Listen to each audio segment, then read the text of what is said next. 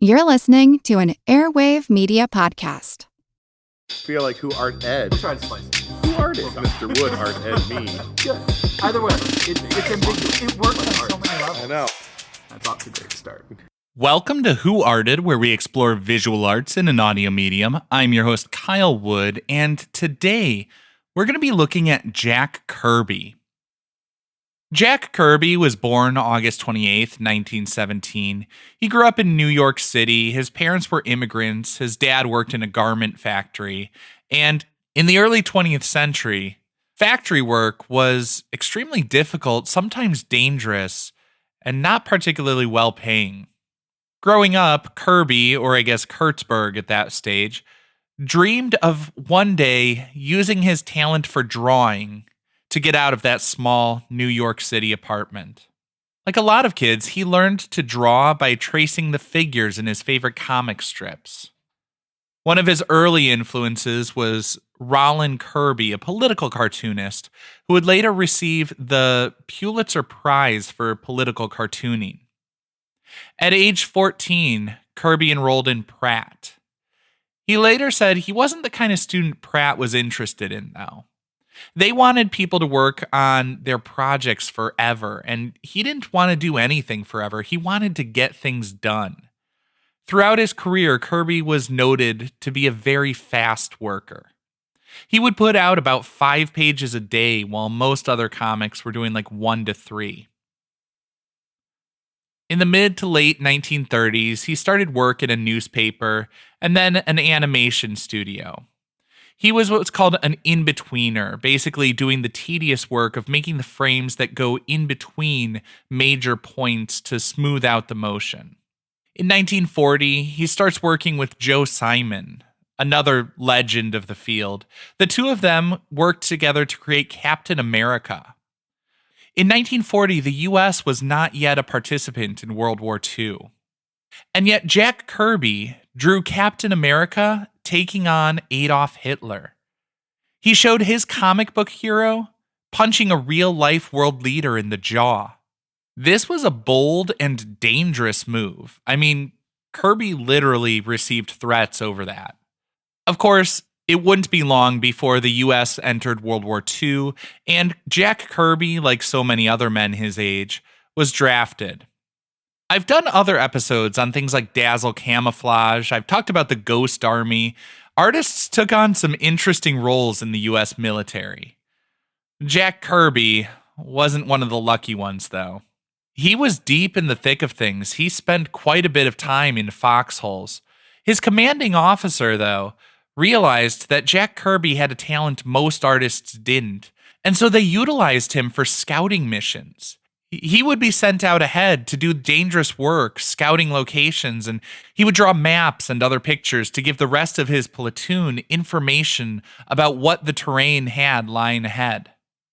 It was in the foxholes, though, with explosions and smoke all around him, that Jack Kirby said he developed his signature Kirby crackle, the artistic style of these fragmented images showing smoke and haze, trying to visualize the invisible forces like energy radiating around figures. When interviewed about his time in the military, Jack Kirby has been known to say that the fictional Captain America really saved his life. As Kirby tells it, his platoon was trapped in a firefight on a riverbank. There was one boat available, and that was for his commanding officer to use to escape. But Kirby says he drew Captain America, and the commanding officer let him take the boat to safety. Sadly, the rest of his platoon was lost. As with so many great stories, it's always hard to tell what exactly is fact in there. But we definitely know Kirby saw some action in World War II. After the war, he came back and again partnered with Joe Simon. He was basically all over the scene at this time. The whole comics industry was in its infancy in a lot of ways. Companies were springing up and going under or morphing into other companies, and it seems like Jack Kirby was basically working with or helped to create almost all of them. Kirby experimented with some interesting genres. In addition to the traditional superhero comics, he created romance comics. He created foxhole comics. He was one of the few people who realized that comic books, graphic novels, could have a wider audience than 10-year-old boys. Now, when we think of the golden age of comics, Jack Kirby had his hand in a lot of it. He helped to create the Fantastic Four, the X-Men, Iron Man, Black Panther, the Incredible Hulk. He basically populated the Marvel universe. In 1970, though, he felt like he wasn't getting the credit he deserved there. He left Marvel for DC. There, he created a series, Fourth World, which I imagine he thought would demonstrate his brilliance and make Marvel wish they hadn't blown it with him. So maybe it wasn't the great I told you so he likely envisioned as he left Marvel for their rival, but some of the new gods from the series live on in the DC universe. He went back to Marvel in the 1970s, and he worked on Captain America, Black Panther, among others. I think one of the most interesting things he did in the 1970s, though, had to do with Argo and the Canadian caper. If you're familiar with the movie Argo, the very, very short version of this story is in 1979, the Iranian government was toppled. The U.S. embassy was stormed, and all the Americans in it were taken hostage. There were some Americans who were hiding out in other places, trying not to be captured and held hostage. And there was a bold rescue effort by some people from the CIA.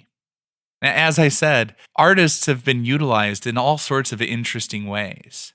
What happened was the CIA created these false documents, passports and things like that, to create the illusion that some of their operatives were film scouts from Hollywood trying to scout locations for a new movie they were going to create called Argo.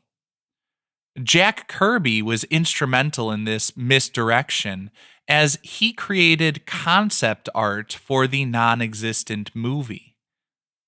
The whole thing was an amazing dramatic rescue, and it actually worked. And once again, figures drawn from Jack Kirby's imagination helped to save real lives. This concludes this week's episode of Who Arted, part of the Airwave Media Podcast Network. If you found this tolerable, please leave a rating or review on your favorite podcast app. You can find images of the work being discussed this week and every week on social media at Who Arted Podcast on Twitter, Instagram, and TikTok, and of course on the website whoartedpodcast.com. Podcast done.